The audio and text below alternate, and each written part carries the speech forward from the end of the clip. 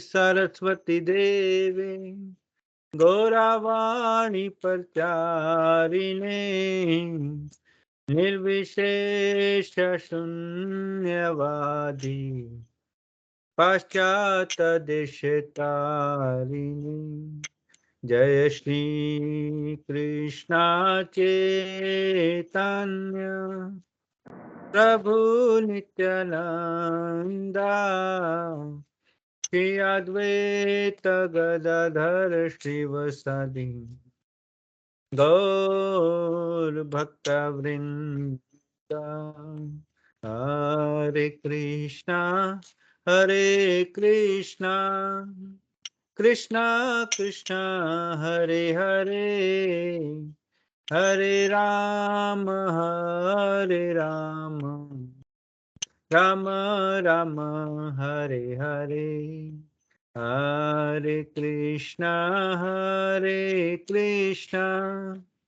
कृष्णा कृष्णा हरे हरे हरे राम राम राम हरे हरे हरे कृष्णा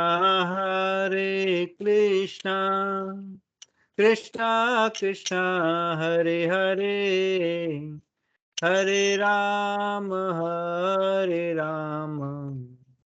राम राम हरे हरे हरे कृष्णा कृष्णा कृष्णा हरे हरे हरे राम राम राम हरे हरे हरे कृष्णा कृष्णा कृष्णा हरे हरे हरे राम राम हरे हरे हरे कृष्णा कृष्णा हरे हरे हरे राम राम राम हरे हरे हरे कृष्णा कृष्णा हरे हरे हरे राम राम हरे हरे हरे कृष्णा कृष्णा कृष्णा हरे हरे हरे राम राम राम हरे हरे हरे कृष्णा कृष्णा कृष्णा हरे हरे हरे राम राम हरे हरे जयो राधा गिरधारी श्री राधे जयो राधा कुंज बिहारी श्री राधे जयो राधा नील माधव श्री राधे जयो राधे जयो श्री राधे जयो जगन्नाथ जयो बलदेव जयो सुभद्रा जयो सीताराम लक्ष्मण भक्त हनुमान सीताराम लक्ष्मण भक्त हनुमान जयो प्रहलाद नरसिंह जयो प्रहलाद नरसिंह जयो प्रहलाद नरसिंह जयो प्रहलाद नरसिंह नित्य गौर हरि बोल नित्य गौर हरि बोल जय जय प्रभुपाद जय जय प्रभुपाद जय जय गुरुदेव महाविष्णु गोस्वामी गुरुदेव जय। ओम विष्णुपाद परमहंस परिवाराचार्य स्तोत्र श्री श्रीमद अभयचरणारविंद भक्ति वेदांत स्वामी जगद्गुरु श्रील प्रभुपाद की जय। ओम विष्णुपाद परमहंस परिवाराचार्य स्तोत्र श्री श्रीमद भक्ति सिद्धांत सरस्वती गोस्वामी महाराज ठाकुर श्रील प्रभुपाद की जय। प्रेम से कहो जय श्री कृष्ण चैतन्य प्रभु नित्यानंद श्री अद्वैत गदाधर शिवास आदि गौर भक्तवृंद की जय। षड गोस्वामी की जय। गुरु शिष्य परंपरा की जय। इस्कॉन फाउंडर आचार्य ऐसी भक्ति वेदांत स्वामी जगत गुरु शिला प्रपात की जय। शिला गुरुदेव महाविष्णु गोस्वामी महाराज की जय। नामाचार्य शिला हरिदास ठाकुर की जय। नित्य गौर प्रेमानंदे हरि हरि बोल। ऑल गुरु assembled devotees हरे कृष्णा। ऑल ग्लोरीज ऑल गुरु श्री श्री गौरंगा शिला प्रपात शिला गुरुदेव की जय। नित्य गौर प्रेमानंदे हरि हरि बोल। श्रीमद महाविष्णु गोस्वामी श्रीमद भक्ति विष्णुवादि पाश्चात्य देश तारणे। जय शिला गुरुदेव की जय, शिला प्रभुपाद की जय। हरे कृष्णा प्रिय भक्तों और प्रिय मित्रों, आपका हरे कृष्णा वीकेंड हरियाणा में स्वागत है इस प्रोग्राम में। और जैसा कि आप जानते हैं, ये प्रोग्राम हरे कृष्णा वीकेंड नामक संस्था, जो न्यूजीलैंड की संस्था है, उनके द्वारा आयोजित किए जाते हैं। और यह संस्था 19 अप्रैल 2002 को श्रीमान अम्बरीश दास व उनकी पत्नी श्रीमती पूर्ण प्रज्ञा देवी दासी और उनके सुपुत्र श्रीमान कृष्ण समर्पण कृष्णदास द्वारा उनके गुरुदेव परम पूज्य महाविष्णु गोस्वामी महाराज की आज्ञा पाकर आरंभ किया था। और उनके ही मार्गदर्शन और प्रशिक्षण के द्वारा मैं यह कार्यक्रम कर पा रहा हूँ। तो इसके लिए मैं उनका बहुत हृदय से बहुत बहुत आभार प्रकट करता हूँ। हरे कृष्णा। थैंक यू प्रभु। तो जैसा कि आप जानते हैं कि इस प्रोग्राम में हम जो शिला प्रभुपाद जी हैं, उनकी पुस्तक है हरे कृष्णा चुनौती, इसका अध्ययन कर रहे हैं। और ज़्यादा नहीं, 3-4 अध्याय और इसके बाकी हैं। और आज हम इसका अध्याय नंबर 23 पढ़ेंगे। और इस अध्याय का नाम है ईश विमुख विज्ञानी, यानी कि ऐसे वैज्ञानिक जो ईश्वर को नहीं मानते और ऐसे लोग जो ईश्वर को नहीं मानते, मतलब नास्तिक। तो ये आरंभ करने से पहले हम मंगलाचरण करेंगे। तो कृपया करके ध्यानपूर्वक आंखें बंद कर इस प्रार्थना पर ध्यान दीजिएगा। ये प्रार्थना भगवान और गुरु शिष्य परंपरा के चरणों में प्रार्थना है कि वो हमें सद्बुद्धि दें और जो हम शिला प्रभुपाद का जो ज्ञान है, जो उन्होंने अपनी पुस्तकों में दिया है, उसका ग्रहण कर सकें, उसका अध्ययन कर सकें। ओम नमो भगवते वासुदेवाय। ओम नमो भगवते वासुदेवाय। ओम नमो भगवते वासुदेवाय। ओम अज्ञानं तिमिरन्धस्य ज्ञानञ्जनशलाकया चक्षुर्मृतं येन तस्मै श्रीगुरुवे नमः। श्रीचैतन्यमनोभीष्टं स्थापितं येन भूतले स्वयं रूपा कदा मह्यं ददाति स्वपदान्तिकम्। वन्देऽहं श्रीगुरो श्रीयुतापदकमलं श्रीगुरून् वैष्णवांश्च श्रीरूपं साग्रजातं सहगणा रघुनाथं वितं तं सजीवं साद्वैतं सावधूतं परिजनसहितं कृष्णचैतन्यदेवं श्रीराधा कृष्णपदान् सहगणा ललिता श्रीविशाखान्वितांश्च। हे कृष्णा करुणा सिंधु दीनबंधु जगतपते गोपेशा गोपिका कांता राधा कांता नमोस्तुते। तप्त कांचन गौरांगी राधे वृंदावनेश्वरी वृषभानुसुते देवी प्रणमामि हरिप्रिये। वाञ्छाकल्पतरुभ्यश्च कृपा सिन्धुभ्यैव च पतितानां पावनेभ्यो वैष्णवेभ्यो नमो नमः। नमो ॐ विष्णुपदाय कृष्णापष्टाय भूतले श्रीमते महाविष्णु गोस्वामिन्निति नामिने। नमो ॐ विष्णुपदाय कृष्णापष्टाय भूतले श्रीमते भक्तिवेदांत स्वामिन्निति नामिने। नमस्ते सरस्वती देवे गौरवाणी प्रचारिणे निर्विशेष शून्यवादी पाश्चात्य देश तारणे। जय श्री कृष्ण चैतन्य प्रभु नित्यानंद श्री अद्वैत गदाधर श्रीवास आदि गौर भक्त वृंद। हरे कृष्ण कृष्ण कृष्ण हरे हरे, हरे राम राम राम हरे हरे।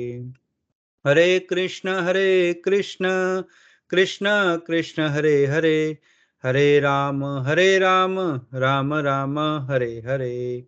नारायणा नमस्कृत्य नरं चैव नरोत्तमं देवीं सरस्वतीं व्यासं ततो जयमुदीरयेत्।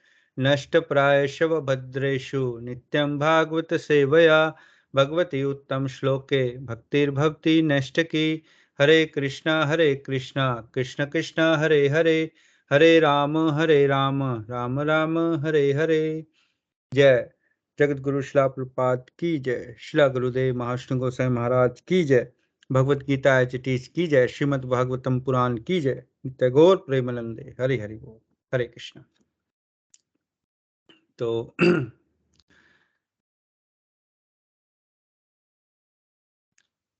मंगलाचरण के बाद हम आराम करते हैं। तो जो आज का विषय है, आज का अध्याय है ईश विमुख विज्ञानी, मतलब जो ईश्वर में विश्वास नहीं रखते ऐसे वैज्ञानिक। और यह बातचीत दिसंबर 1973 में प्रातःकालीन भ्रमण के समय लॉस एंजलिस के वेनिस बीच में शिल प्रभुपाद तथा उनके कुछ शिष्यों के बीच हुई। अर्थात मतलब जब शिला प्रभुपाद जी अमेरिका में थे, 1973 की ये बात है। वहाँ एक शहर है लॉस एंजलिस, बहुत खूबसूरत शहर है। और वहाँ जो शिला प्रभुपाद का जो सेंटर है, वहाँ उनके शिष्य भी थे। तो वो प्रातःकालीन भ्रमण पर जाते थे शिला प्रभुपाद, तो उनके शिष्य कुछ सवाल जवाब होते थे उनके बीच में। तो उन्हीं का एक छोटा सा संक्षिप्त ये अध्याय है। और यहाँ भक्तगण पूछ रहे हैं शिला प्रभुपाद से, भक्त पूछते हैं कि वैज्ञानिक कहते हैं कि उनकी तर्क शक्ति बताती है कि ईश्वर नहीं है। वे कहते हैं कि यदि आप ईश्वर में विश्वास करते हैं तो यह मात्र आस्था का विषय है।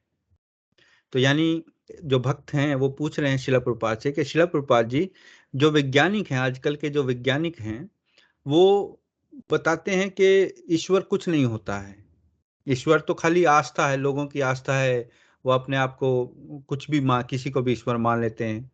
तो ये तो सिर्फ आस्था है, इसमें कोई तथ्य नहीं है, सत्य नहीं है।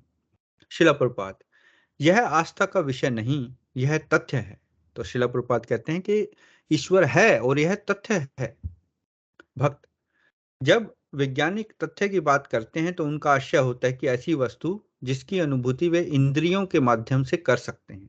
मतलब जो वैज्ञानिक हैं वो उसी चीज को तथ्य मानते हैं जो उनकी लेबोरेटरी में, जहां वो एक्सपेरिमेंट कर सकें।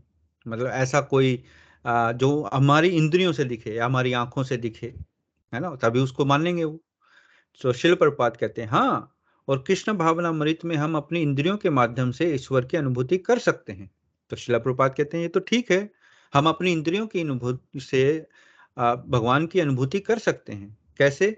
हम अपनी इंद्रियों से जितना अधिक भक्ति करेंगे, ईश्वर की सेवा में उसको लगाएंगे, उतना अधिक हम ईश्वर की अनुभूति कर सकते हैं।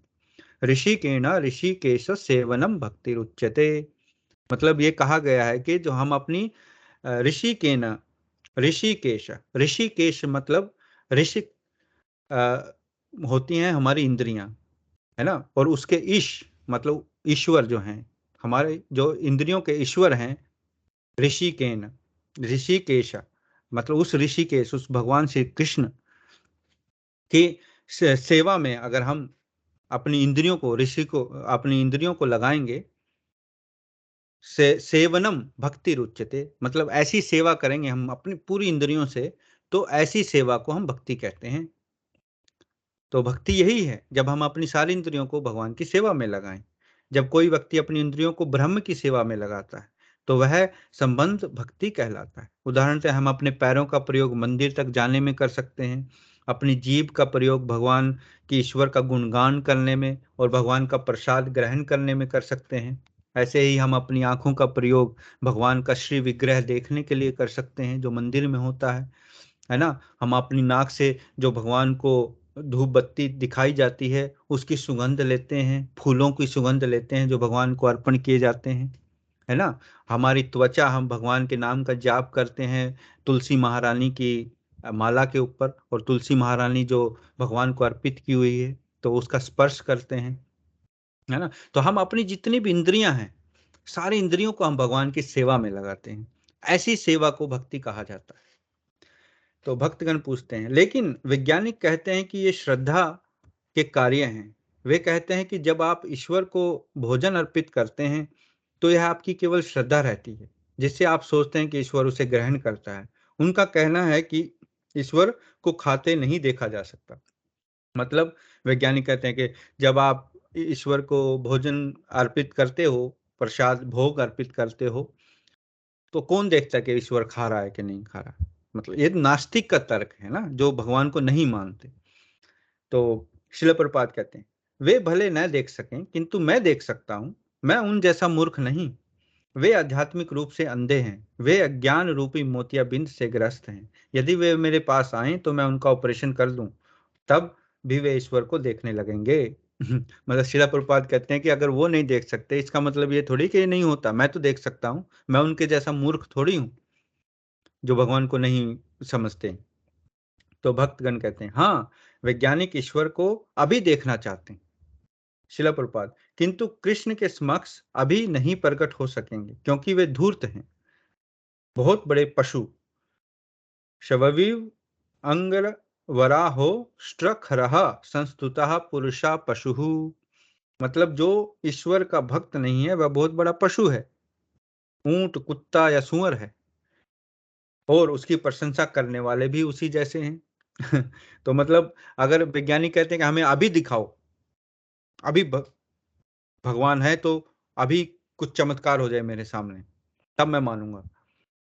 तो शिला प्रभुपाद कहते हैं कि ऐसे व्यक्ति पशु हैं, वो भगवान को नहीं समझ सकते, क्योंकि भगवान को कोई भी, आप जैसे भगवान तो बहुत दूर की बात है।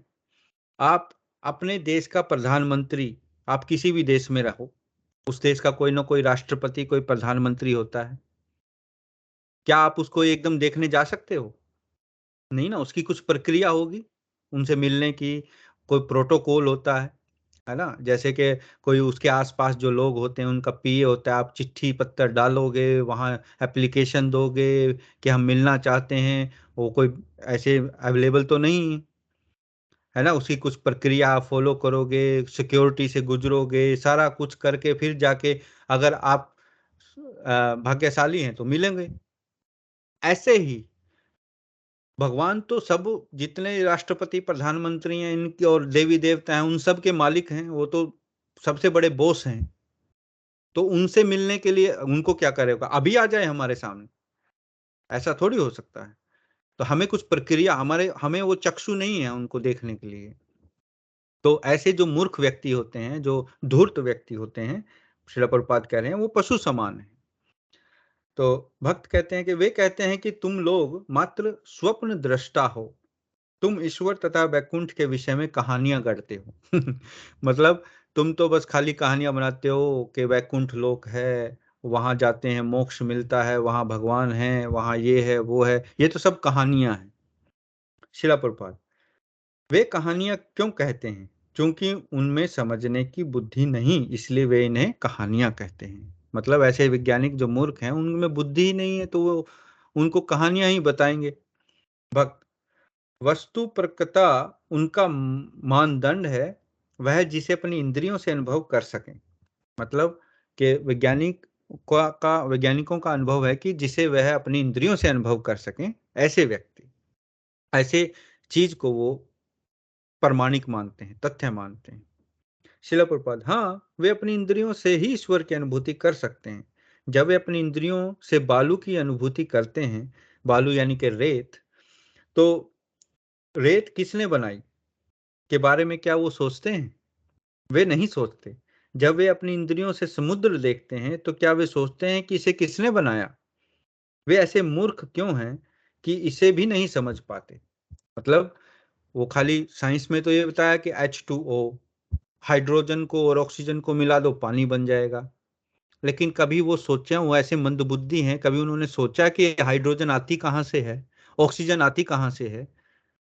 इसको तुम लाओगे तभी तो मिलाओगे ना, अगर ये नहीं है तो कैसे मिलाओगे और कैसे पानी बनाओगे? और जब समुद्र में तुम इतना सारा पानी देखते हो जो हमारी बुद्धि से परे है, कितने लीटर पानी होगा पता नहीं, उसको किसने बनाया?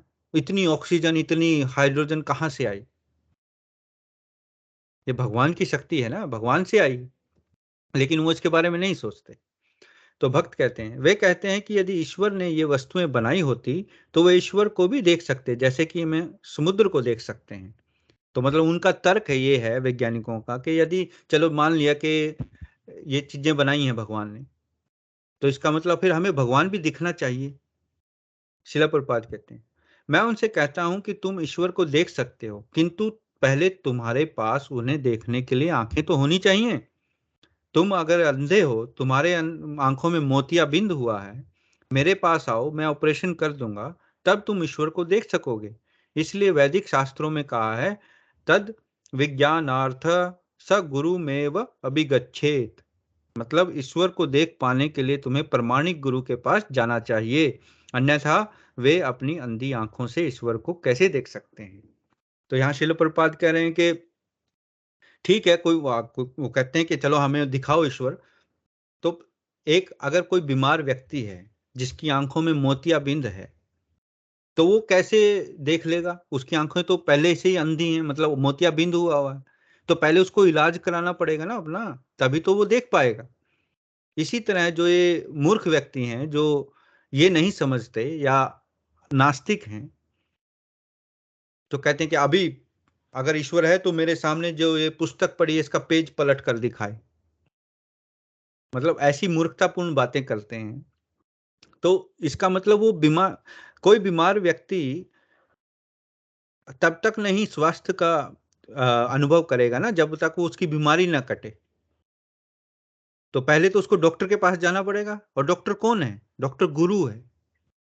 गुरु, प्रमाणिक गुरु जो है वो एक डॉक्टर है। तो यहाँ शिला प्रभुपाद उदाहरण देते हैं श्रीमद् भागवतम का। लेकिन भगवत गीता में भी एक श्लोक है जो मैं पढ़ता हूँ। ये भगवत गीता का चौथे अध्याय का 34वां श्लोक। इसमें कहा गया है, जो भगवान कृष्ण हैं वो कह रहे हैं, तद विद्धि प्रणिपातेन परिप्रश्नेन सेवया उपदेक्षयन्ति ते ज्ञानम ज्ञानिनस्तत्त्वदर्शिनः। अर्थात तुम गुरु के पास जाकर सत्य को जानने का प्रयास करो, उनसे विनीत होकर जिज्ञासा करो और उनकी सेवा करो। स्वरूप सिद्ध व्यक्ति तुम्हें ज्ञान प्रदान कर सकते हैं, क्योंकि उन्होंने सत्य का दर्शन किया है।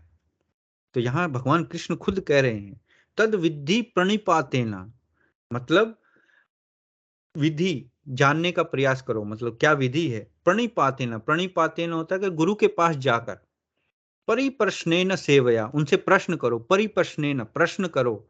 कैसे? सेवा करके, ऐसे नहीं चैलेंजिंग, उनकी सेवा करके, सेवया उपदेक्षयन्ति ते ज्ञानम, मतलब वो उपदेक्षयन्ति दीक्षा लेकर, और वो दीक्षित करेंगे तुम्हें, दीक्षा देंगे, ज्ञानम ज्ञान की दीक्षा देंगे। क्यों?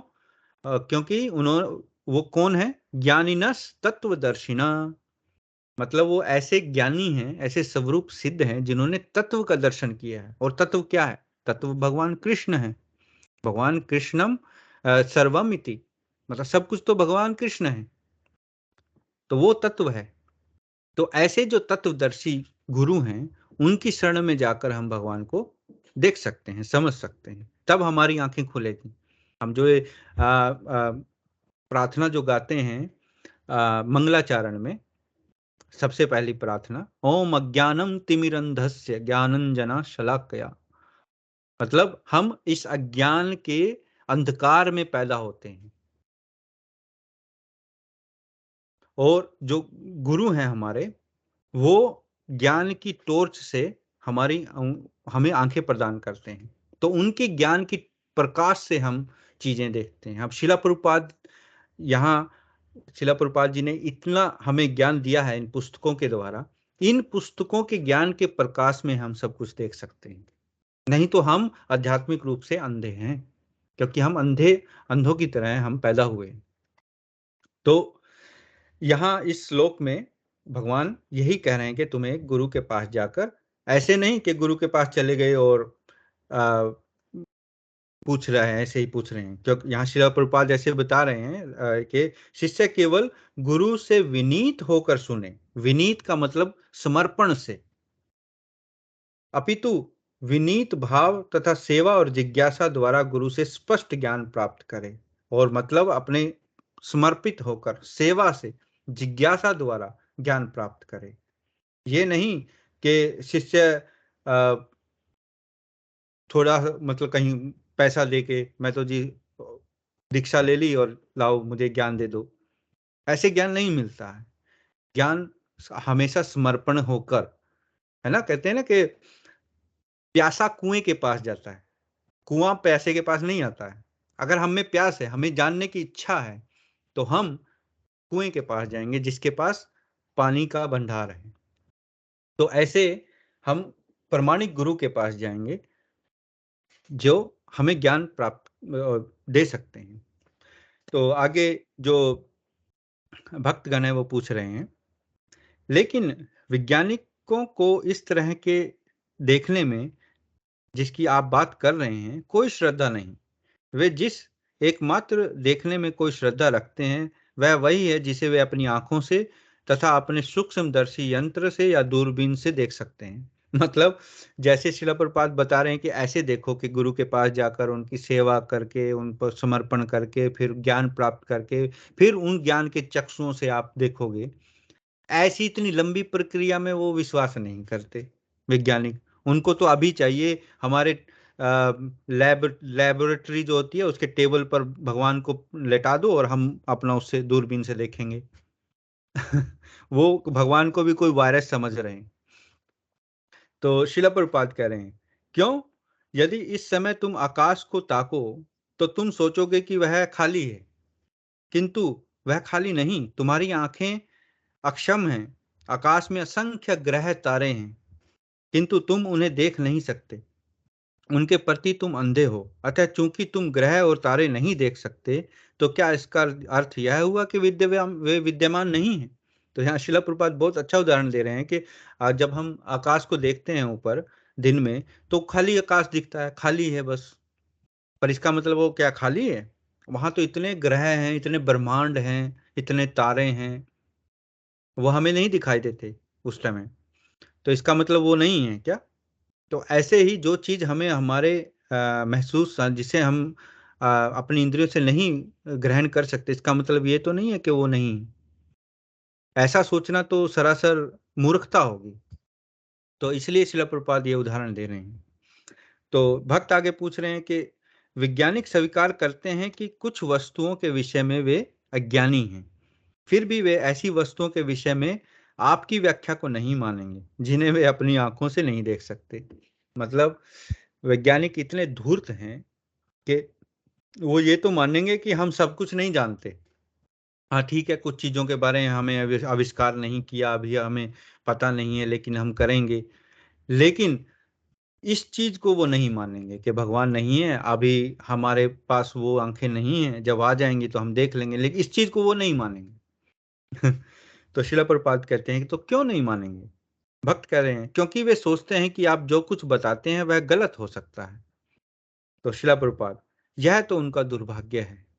हमारी स्थूल इंद्रियां ईश्वर तक नहीं पहुंच पाती। उन्हें जानने के लिए हमें किसी अधिकारी से सुनना होगा।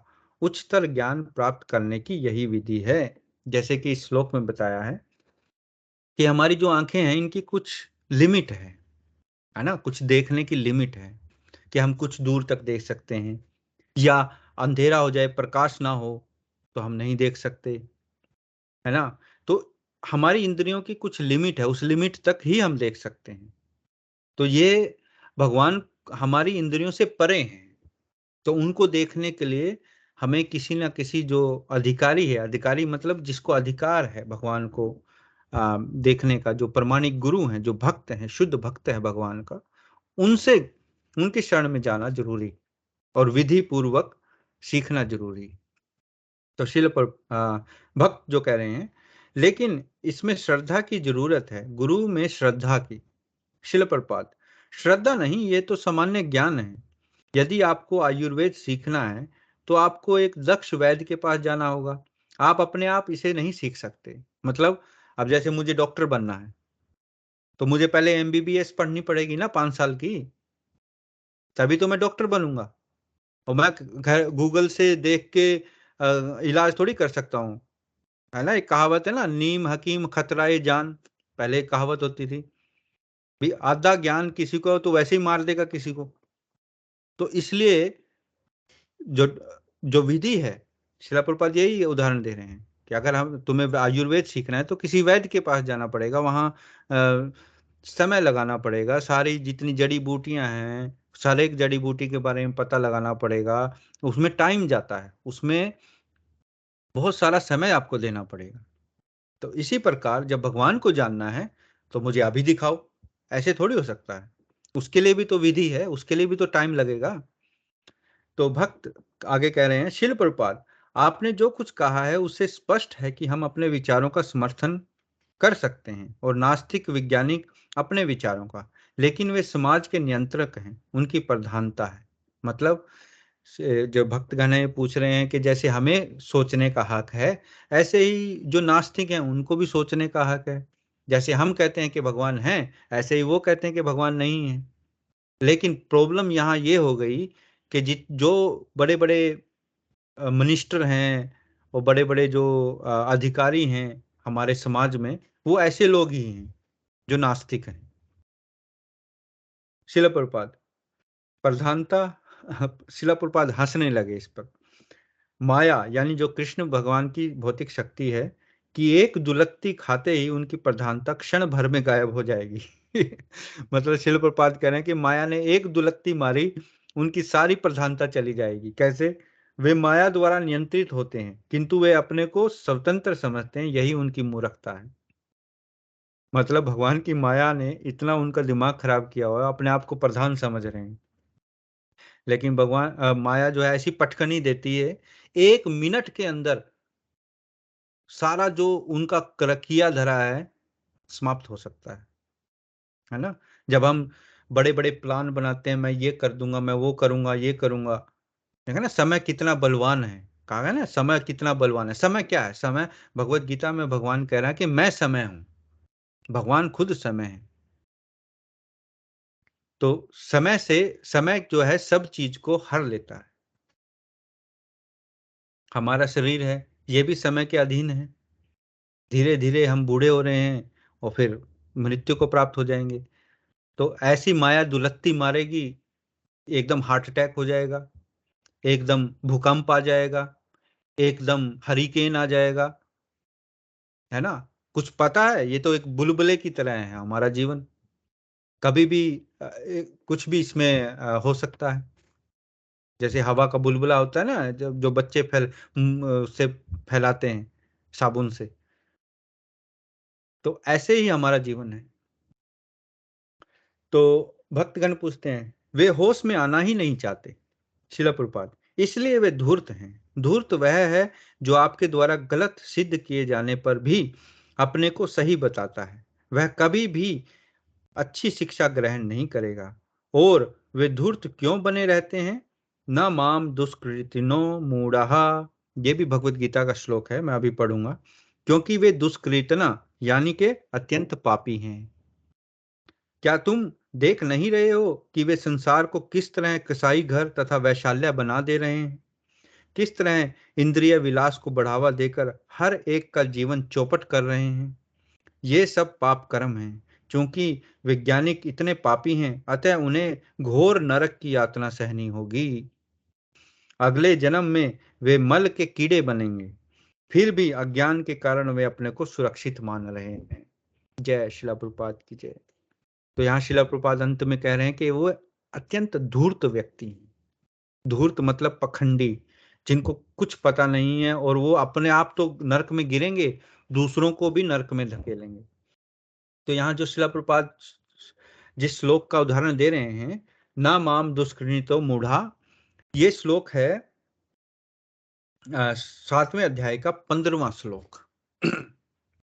और इस श्लोक में मैं पढ़ देता हूं, भगवान कृष्ण कह रहे हैं, न माम दुष्कृतो मूढ़ः प्रपदन्ते नराधमः मायया अपहरिता ज्ञाना आसुरं भावम आश्रितः। अर्थात यहाँ 4 प्रकार के व्यक्ति बताए गए हैं जो भगवान की शरण में कभी नहीं जाते। कौन है? जो निपट मूर्ख है, जो मनुष्य में अधम है, जिसका ज्ञान माया के द्वारा हर लिया गया है। और चौथा, जो आसुरों की नास्तिक प्रकृति को धारण करने वाला है, ऐसे दुष्ट मेरी शरण में नहीं आते। मतलब ये 4 प्रकार के व्यक्ति भगवान की शरण में कभी जाते नहीं। कौन? सबसे पहला है मूर्ख। ना माम दुष्कृतो मूढ़ा। मूढ़ा का मतलब होता है जो निपट मूर्ख है, जिसको कुछ नहीं पता। प्रपदन्ते नराधमा। नराधमा जो नरों में मतलब मनुष्यों में अधम है, सबसे निचले दर्जे का मनुष्य है। फिर माया अपहरिता ज्ञाना, मतलब जिसका ज्ञान माया ने हर लिया है, ऐसा व्यक्ति। और लास्ट में आसुरम भावम आश्रितम, मतलब आसुरी भाव का जिसने आश्रय ले लिया है। आसुर कौन होते हैं? जो भगवान को नहीं मानते, है ना। जैसे हिरण्यकशिपु था, वो कहता मैं ही भगवान हूं, वो भगवान को नहीं मानते थे। तो ऐसे व्यक्ति, ऐसे 4 प्रकार के व्यक्ति बताए हैं भगवत गीता में भगवान ने इस श्लोक में, जो भगवान की शरण कभी नहीं जाते। और शिला प्रभुपाद, मैं थोड़ा पढ़ देता हूं। जो पहला है मूढ़, यानी वो उसका क्या शिला प्रभुपाद बता रहे हैं कि जो कठिन श्रम करने वाले भार वही पशुओं की भांति निपट मूर्ख होते हैं, वे अपने श्रम का लाभ स्वयं उठाना चाहते हैं, अतः वे भगवान को उसे अर्पित करना नहीं चाहते। भारवाही पशु का उपयुक्त उदाहरण गधा है। मतलब ऐसे व्यक्ति जो गधे की तरह काम करते हैं और जो भी फल आता है उसको अपने आप बस ग्रहण करना चाहते हैं। इस पशु से, मतलब यहाँ भगवान शिला प्रभुपाद गधे का उदाहरण दे रहे हैं। इस पशु से उसका स्वामी अत्यधिक कार्य लेता है। गधा यह नहीं जानता कि वह अहर्निश किसके लिए काम करता है। वह घास से पेट भरकर संतुष्ट रहता है, अपने स्वामी से मार खाने के भय से केवल कुछ घंटे सोता है और गधी से बार बार लात खाने के भय के बावजूद अपनी काम तृप्ति पूरी करता है। कभी कभी गधा कविता भी करता है और दर्शन बघारता है, किंतु उसके रेंगने से लोगों की शांति भंग होती है। ऐसे ही दशा उस सकाम कर्मियों की है जो यह नहीं जानते कि वे किसके लिए कर्म करते हैं।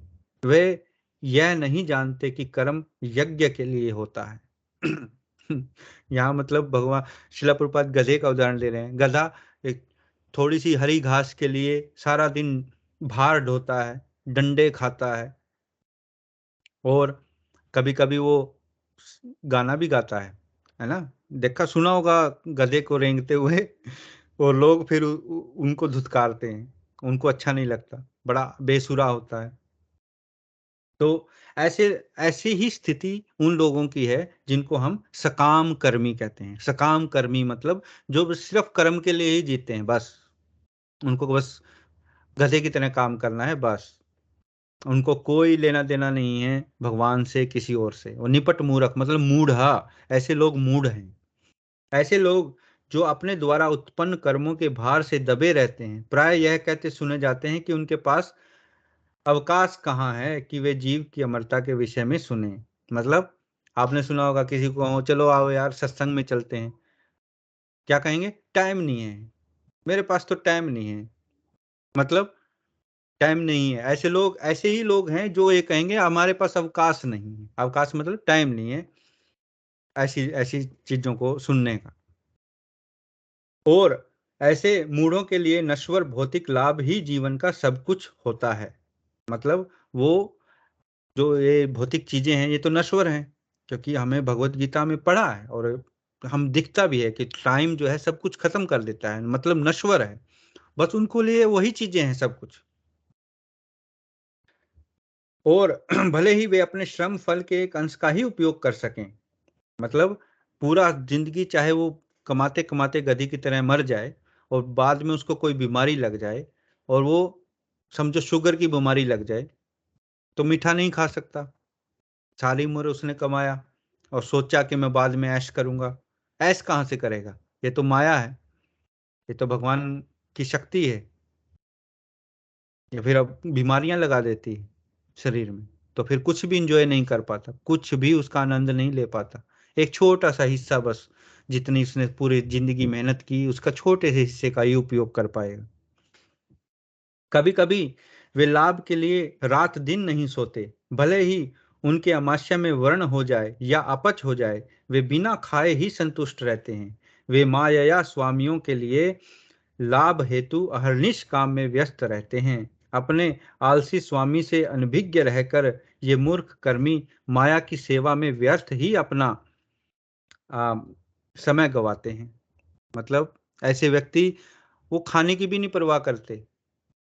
मैंने देखा है यहाँ वेस्टर्न वर्ल्ड में इतना काम के पीछे भागना पड़ता है कि जब हम काम पर होते हैं तो खाने का भी टाइम नहीं होता। एक छोटा ब्रेड रखा, ब्रेड के अंदर मीट रखा, और अपना ऐसे चबाते चबाते काम पे भी जा रहे हैं और खा भी रहे हैं। मतलब शांति से बैठकर खाने का टाइम भी नहीं है। भगवान की भगवत गीता को समझने के लिए शांत बैठकर पढ़ने का और उसको मनन करने का टाइम चाहिए। और ऐसा टाइम, जब जिसके पास खाने खाने का टाइम नहीं है, तो भगवत गीता तो बहुत दूर की बात है, तो वो तो कहेगा ही मेरे पास टाइम नहीं है। तो दुर्भाग्य से दुर्भाग्य तो यह है कि वे कभी कभी कभी भी स्वामियों के परम स्वामी की शरण में नहीं जाते, न ही वे सही व्यक्ति से उसके विषय में सुनने से में कोई समय लगाते हैं। जो सुअर विष्ठा खाता है, वह चीनी तथा घी से बनी मिठाइयों की परवाह नहीं करता। उसी प्रकार मूर्ख कर्मी इस नश्वर जगत की इंद्रियों को सुख देने वाले समाचारों को निरंतर सुनता रहता है, किंतु संसार को गतिशील बनाने वाली शाश्वत जीवित शक्ति यानी प्राण के विषय में सुनने में तनिक भी समय नहीं लगाता। तो यहाँ अंत में श्रील प्रभुपाद सुअर का उदाहरण देते हैं। अब सुअर तो आपने देखा होगा, वो नाली में गंदगी में लेटता रहता है, वही खाता है जो गंध है, जहां से स्मेल इतनी आती है। अगर आप उसको हलवा बना के दोगे, चीनी का, सूजी का, घी का, उसकी वो परवाह नहीं करेगा। क्यों? क्योंकि उसको उसको वही वही गंध अच्छा लगता है। इसीलिए प्रभुपाद कह रहे हैं कि वो जो कर्मी व्यक्ति हैं, वो सिर्फ अपने कर्मों, वो बस ऐसा देखेंगे मैं अपने बॉस को खुश कर दूं, मुझे पे राइज मिल जाएगा, बस कैसे मैं उसकी हर टाइम मतलब चापलूसी करूं या ऐसा काम करता रहूं उसके लिए, ताकि मुझे थोड़ी और पैसे, मेरी तनख्वाह बढ़ा देगा। और जबकि वो कभी भी भगवान जो सबके स्वामी हैं, उसके बॉस के भी बॉस हैं, उनकी शरण में नहीं जाएगा कभी भी, क्योंकि वो निपट मूर्ख है, यानी मूढ़ है। ऐसे ऐसे व्यक्ति का उदाहरण, मतलब शिला प्रभुपाद कितने मतलब सटीक उदाहरण दे रहे हैं यहाँ, कि कैसे जो निपट व्यक्ति, सॉरी, निपट मूर्ख है, वो क्या है आज के विषय में। और ऐसे ही जब भगवान, ऐसे मूर्ख भी होते हैं जो जब भगवान यहाँ आते हैं धराधाम पर, और यहाँ लगता है कि भगवान तो मनुष्य हैं, क्योंकि वो ऐसे ही आते हैं मनुष्य रूप में, क्योंकि यही उनका अ, शाश्वत रूप है ना, श्याम सुंदर, दो हाथों वाला श्याम सुंदर बंसी लिए हुए। लेकिन जो मूर्ख हैं, वो कहते हैं ये तो कोई बहुत बड़ा, कृष्ण जो थे वो तो शक्तिशाली कोई राजा थे। और जबकि भगवान बारंबार कहते हैं कि मैं भगवान हूँ भगवत गीता में, लेकिन फिर भी वो उनको भगवान नहीं मानते, उनको कहेंगे कि वो बहुत शक्तिशाली राजा था। तो ऐसे व्यक्तियों का जो उदाहरण है वो है भगवत गीता के 9वें अध्याय के 11वें श्लोक में। अब जानन्ति माम मूढ़ा मानुषिम तनुमाश्रितम परम भावम जाननंतो मम भूतम महेश्वरम। अर्थात जब मैं मनुष्य रूप में अवतरित होता हूँ तो मूर्ख मेरा उपहास करते हैं, वे मुझ परमेश्वर के दिव्य स्वभाव को नहीं जानते। उनके वो ये नहीं जानते कि भगवान आम मनुष्य की तरह नहीं है। वो दिखते जरूर हैं। अब जैसे जब महाभारत का युद्ध हुआ, तो वहाँ भगवान कृष्ण ने भी भगवत गीता का उपदेश दिया अर्जुन को, तो वहां दुर्योधन भी था, दुर्योधन के और दूसरे कौरव और भी थे, तो उनको भगवान भगवान की तरह क्यों नहीं दिखे? अर्जुन को क्यों दिखे भगवान की तरह भगवान? जबकि उनके पास भी तो वही आंखें थी, वो भी तो भगवान को वैसे ही देख रहे थे। तो इसका मतलब भगवान अपनी माया से कवर्ड रहते हैं, वो प्रकट नहीं होते हर एक के सामने। हमारे सामने भगवान आ जाए तो हमें नहीं पता लगेगा कि ये भगवान है, वो अपनी माया से कवर रहते हैं। सिर्फ जो शुद्ध भक्त हैं, जो भगवान के भक्त हैं, उनको दिखेंगे कि ये भगवान है। जैसे अर्जुन को दिख रहे थे ये भगवान है, और दुर्योधन को नहीं दिख रहे थे कि ये भगवान है। उनके लिए तो ये बस एक यदुवंशी राजा थे। तो ऐसे ही जो नास्तिक लोग हैं, जो भटकाते हैं लोगों को, ऐसे चार जो लोगों का उदाहरण भगवत गीता में भी दिया गया है। और आज का विषय भी यही था कि जो अ, ईश्वर में विश्वास नहीं रखते, ऐसे वैज्ञानिक। तो आज की जो चर्चा हम यहीं समाप्त करते हैं, लेकिन अब कुछ सवाल जवाब करते हैं। कुछ आपको क्या इससे कुछ समझ में आया या कोई प्रश्न है, उसके बारे में हम अभी बात कर सकते हैं। तो हरे कृष्णा, आपका कोई प्रश्न है तो या टिप्पणी है, कृपया पूछें।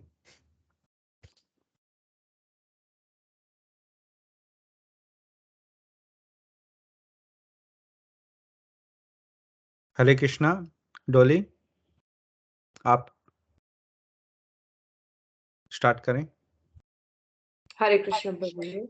हरे कृष्णा। Thank you. कैसे श्रील प्रभुपाद जी ने कितने अच्छे से स्पष्ट किया कि कैसे भगवान के रूप को देखना सबके बस की बात नहीं है। कैसे एक साइंटिस्ट जो लैब में जिन्होंने इतनी किताबें पढ़ चुके हैं, वो मानते भी नहीं कि हर चीज़ भगवान की रचनात्मक से बनी है। और मैं एक अच्छा एग्जांपल हम सबने जैसे अभी रिसेंटली एक्सपीरियंस किया है कि कोरोना का किसी ने देखा नहीं है कि वो कैसा दिखता है वायरस, पर हम सब जानते हैं कैसे कैसे जिंदगियां मतलब सब कुछ बदल दिया है इस छोटे से वायरस की वजह से।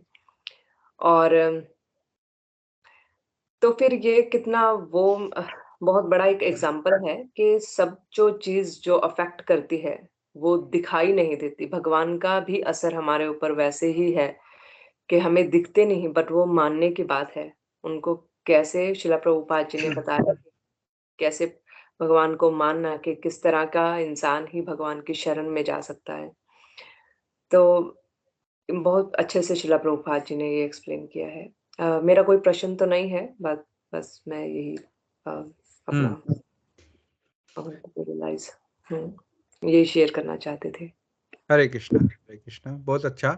ये अच्छी ऑब्जर्वेशन है। हाँ, भगवान मतलब प्रभुपाद कह रहे हैं कि आस्था का विषय नहीं है, ये तथ्य है।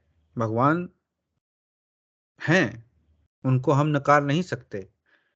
अगर हम उनको नहीं देख रहे हैं अपनी आंखों से, हमारे में इतनी हमारी आंखों में मोतियाबिंद हुआ है, तो हमें पहले अपना इलाज करवाना पड़ेगा।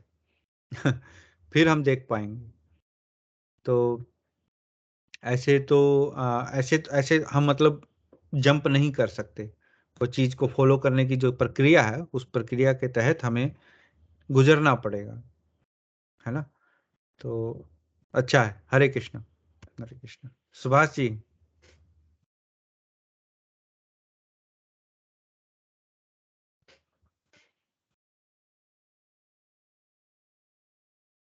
हरे कृष्ण प्रभु जी। हरे कृष्ण। हरे कृष्ण। प्रभु जी, आज का जो विषय जो अध्याय है, ईश्वर ईश्वर और विज्ञान, जो ऐसे वैज्ञानिक जो ईश्वर में विश्वास नहीं करते हैं, ये तो आज का अच्छा विषय था। और जैसे आपने जो एग्जाम्पल दिया भागवतम का, जैसे प्रभुपाद जी ने बताया कि अर्जुन और दुर्योधन ये शुद्ध भक्त होते हैं, उनको तो भगवान कहीं ना कहीं रियलाइज करवा ही देते हैं कि मैं आपके साथ हूँ और मैं आपके साथ कहीं ना कहीं खड़ा हूँ, वो ईश्वर रियलाइज करवा देते हैं। और जैसे दुर्योधन का भी दिया, तो दोनों एक ही जगह थे, और उनको अर्जुन शुद्ध भक्त थे भगवान के, तो उनको रियलाइज हुआ कि ईश्वर है, सर्वप्रिय है और हमारे साथ है और न्याय के साथ खड़े हैं। तो दुर्योधन है, उनको भगवान का रूप नहीं दिखाई दिया, वो उसी रूप में थे कि कहीं ना कहीं उनके मन में शंका थी। तो शुद्ध भक्त के मन में कभी शंका नहीं होती। ये आज के अध्याय में मैंने आपसे सीखा। बहुत अच्छा, बहुत अच्छा। हाँ, क्योंकि एक श्लोक और है भगवत गीता का, जो महात्मा होते हैं वो हर जगह भगवान को देखते हैं, है ना। वासुदेव सर्वमिति स महात्मा स दुर्लभा। जो वासुदेव को हर जगह देखते हैं, है ना, हर कण कण में भगवान का दर्शन हो। शुद्ध भक्त को तो उनके सिवा कुछ दिखता ही नहीं। वो तो वो तो हर चीज में भगवान को देखते हैं, क्योंकि भगवान के सिवा है ही कुछ नहीं। तो उस लेवल पे जाने के लिए तो हमें काफी लंबी प्रक्रिया से गुजरना पड़ेगा।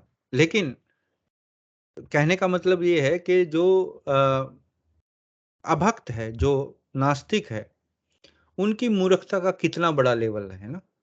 मतलब वो हाँ, जो बिल्कुल सब भी आपने एक एग्जाम्पल और दिया ना, सकाम कर्मी, जो गधे की तरह काम करते हैं और उनको हरी घास की तरह ही, वो उससे भी खूब सारे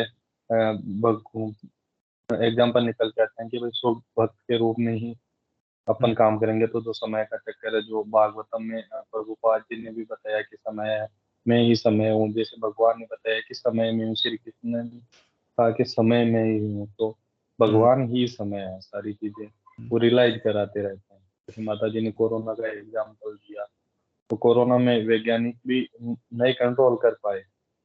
हम्म। हाँ, उन्हें चलो वो बोले तो एक डॉक्टर। अलग एग्जाम्पल था, अलग उदाहरण है, वो सही उदाहरण। लेकिन यहाँ एक सवाल और उठ सकता है जो मैं आपसे, मतलब चर्चा कर सकते हैं हम इस सवाल के बारे में। तो इसका क्या मतलब है कि हम काम ना करें? मतलब इस संसार में काम तो करना पड़ेगा। जॉब नहीं करेंगे तो पैसा कहाँ से आएगा, तो जीवन यापन कैसे होगा? मतलब सकाम कर्म, आ, जो काम कर्मी हैं वो भी काम कर रहे हैं। तो क्या मतलब हमें भी काम करना चाहिए या अब छोड़ दो? मतलब आपका इसमें क्या विचार है? काम तो करना चाहिए, पर वो जैसे आपने एक एग्जांपल दिया कि मेरे पास समय नहीं है, कोई किसी को सत्संग के लिए कहते हैं तो वो बोलेगा मेरे पास समय नहीं है। खाना खाने का एक एग्जांपल दिया कि आप वेस्टर्न कंट्रीज में ब्रेड और जो नॉन वेज है उनके साथ भागते दौड़ते जाते हैं और खाना खाते रहते हैं और इसी तरीके से। वो नहीं है काम का मतलब। यही है कि हम हमारे परिवार को भी हमारे जो कर्तव्य है उनके साथ हम हमारे काम करें। ऐसे नहीं बिना कर्तव्यों के साथ हम और जो आपने गधे की तरह एग्जांपल दिया वही है कि दौड़ते जाए और काम। हमारा परिवार का भी कर्तव्य है और भगवान की भक्ति का भी कर्तव्य है, तब जाके हम हमारा शुद्ध जीवन हो सकता है। ऐसे दौड़ते जाए, खाने खाने के लिए भी टाइम नहीं है, वो सारी चीजें। तो हम्म। काम तो जरूरी है, लेकिन काम के साथ ये ऐसे नहीं है कि हमारी जीवन भी उथल पुथल होते रहे और हम तो भी परिवार भी वाले भी कहीं बीच में बिजी हूँ, मैं बिजी हूँ, तो सारी चीजें उससे तो नहीं हो पाता है ना। भगवान का कीर्तन भी कोई नहीं 2 मिनट नहीं बैठ सकता कि मैं वो ईश्वर क्या है, कुछ नहीं मेरे कर्म है, तो वो सारी चीजें हैं। हाँ, नहीं, इसके बारे में हम चर्चा कर रहे हैं। मैं डोली से भी थोड़ा इसके बारे में उनके भी विचार ले लेता हूँ। तो आप क्या समझते हैं कि काम फिर छोड़ देना चाहिए? भक्ति, अगर हम भक्ति कर रहे हैं तो इसका मतलब काम ना करें?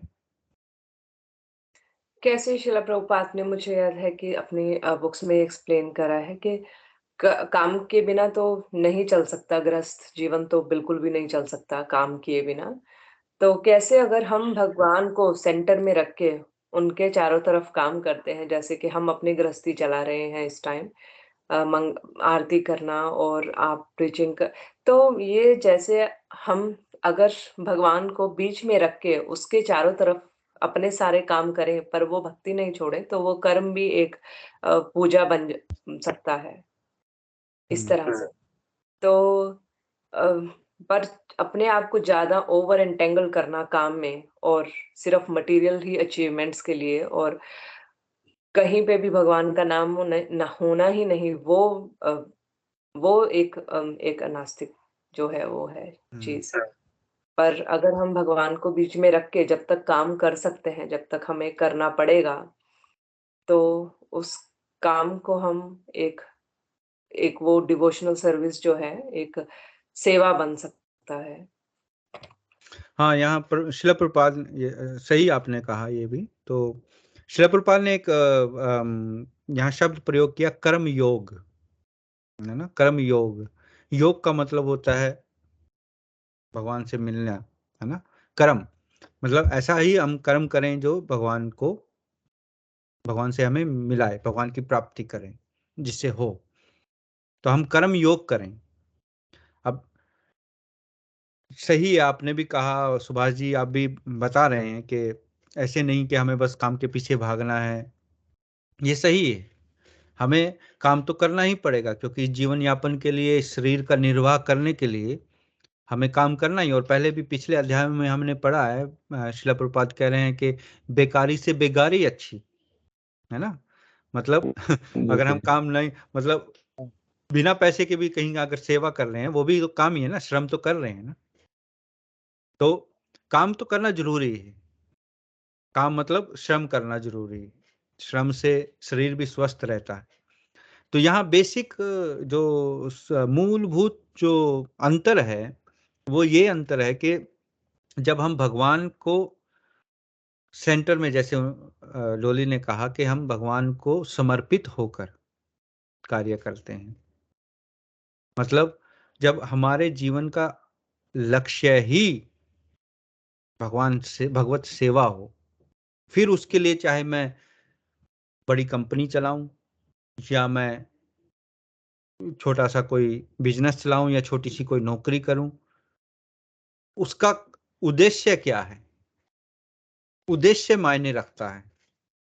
मेरा उद्देश्य जॉब करने का या बहुत ज्यादा पैसा कमाने का, मेरा उद्देश्य क्या है। यदि मेरा उद्देश्य है मैं इंद्रिय तृप्ति करूं, है ना, मेरे पास बहुत सारा पैसा हो जाएगा, मैं बड़ी कार लूंगा, मैं बड़ा आईफोन लूंगा, मैं मसाज करवाऊंगा, मैं कसिनो में जाऊंगा, मैं शराब पीऊंगा, मैं बड़े बड़े होटलों में जाऊंगा, ये करूंगा, मैं इंजॉय करूंगा। अगर मैं अपने इंजॉय करने के लिए, इंद्रिय तृप्ति के लिए, उस उद्देश्य को रखकर अगर मैं कुछ भी करूंगा, वो सकाम कर्म है। और ऐसा ही वो गधे का उदाहरण दिया गया है। लेकिन अगर उद्देश्य ये है कि भगवान की सेवा करनी है ना, भगवान को, क्योंकि भगवान सब है, तो सब कुछ भगवान का, हम सब यूज तो भगवान की दी हुई चीजें ही कर रहे हैं, उनकी सेवा में लगा रहे हैं, उनकी सेवा में लगाते हैं, तो वो भक्ति है। फिर वो हर चीज भक्ति में तब्दील हो जाती है।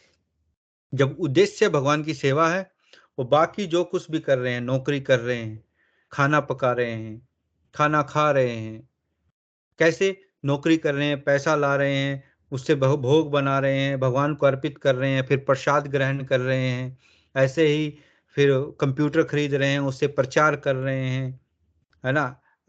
उद्देश्य क्या है, सबसे बड़ा मतलब टॉप प्रायोरिटी जिसको कहें, उद्देश्य क्या है, भगवान की सेवा। और उससे नीचे फिर जो जो हम कार्य करते जाएंगे, वो सारा भक्ति में आ जाएगा। अलग से हमें सब कुछ काम छोड़कर और बैठ के कहीं पेड़ के नीचे जंगल में जाके भक्ति करने की आवश्यकता नहीं है। हमें अपना उद्देश्य, भगवान को जो कहते हैं ना, से पिरामिड होता है, सबसे ऊपर उद्देश्य है, फिर जो जो हम कुछ करेंगे वो सारा भगवान की भक्ति कहलाएगा। तो ये बेसिक अंतर है, ये मूलभूत अंतर है, बेसिक डिफरेंस ये है इसमें। हाँ, और ये इसमें जो प्रक्रिया दी है शिला प्रभुपाद ने, उस प्रक्रिया को हम पालन करते हैं।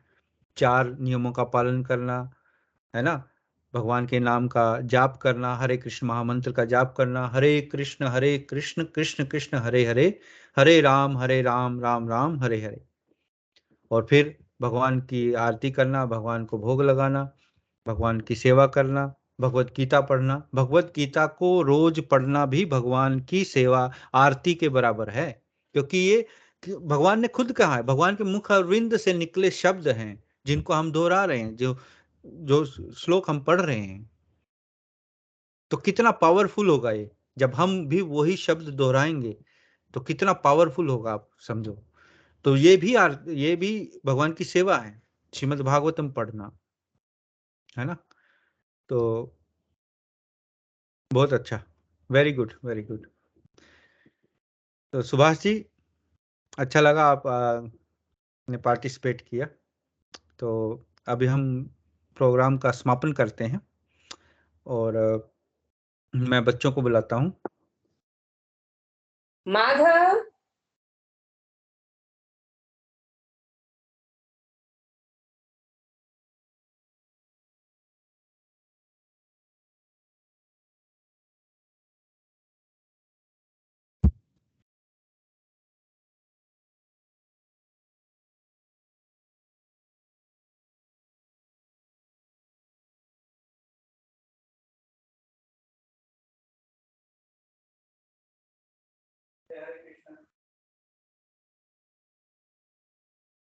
Say Hare Krishna. Hare Krishna. Okay, start now. Maharaj, please hear us. Maharaj, please hear us. We have learned some real good stuff. We have learned some real good stuff. Maharaj, we have learned one thing. Maharaj, we have learnt one thing. And today for you we will sing. And today for you we will sing. If a room is clean, If a room is clean, then our mind is clean. then our mind is clean. If our mind is clean, If our mind is we clean, can do anything. we can do anything. If our room is dirty, If our room is dirty, so are we. then so are we. And if we are dirty, And if we are dirty, we're not happy. we're not happy. Wasting time Wasting time is the greatest crime. is the greatest crime, Because wasted time because wasted time means a wasted mind. means a wasted mind. So best is your time So best use your time when you're in your prime. when you are in your prime, And your whole life and your whole life will be sublime. will be sublime. If your wealth is gone, If your wealth is gone, then there's nothing wrong. then there is nothing wrong. And if your health is gone, If your health is gone, that's a different song. that's a different song. If your character dies, If your character dies, then the world will cry. then the world will cry. Only saintly behavior, Only saintly behavior, that humanity thrives. that's humanity thrive. Hare Krishna, Krishna Krishna, Hare Hare, Hare Rama, Rama Rama, Hare Hare. Hare Krishna, Krishna Krishna, Hare Hare, Hare Rama, Rama Rama, Hare Hare. We must always remember Krishna. We must always remember Krishna And never forget him too. and never forget him too. But how? But how are we to practice with so many things to do? But how are we to practice this with so many things to do? There's something That is that is the greatest question. the greatest question. And here's the greatest clue. And here is the greatest clue. You must learn. You must learn so much. Work so nicely. That Krishna remembers you. You must learn to work so nicely that Krishna remembers you.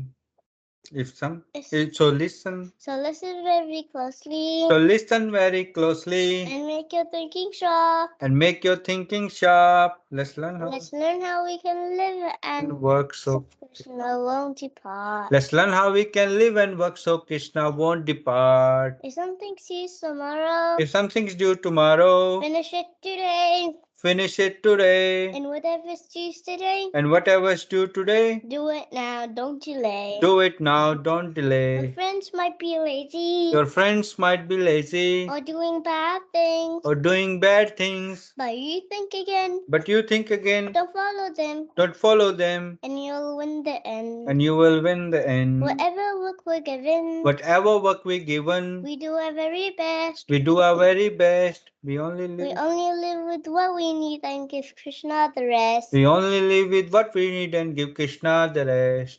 This is how to live, to work and to play. You learn to live this way. You'll Say see Krishna. every day. This is how to live, to work and to play. You learn to live this way. Say Krishna every day. And when our time is up, he takes us above. We sing it We'll sing louder. We sing and dance with him. the heart full of love. When our time is up, he'll take us up above. We sing and dance with him with a heart full of love. So chant Krishna's name, his glories and his fame.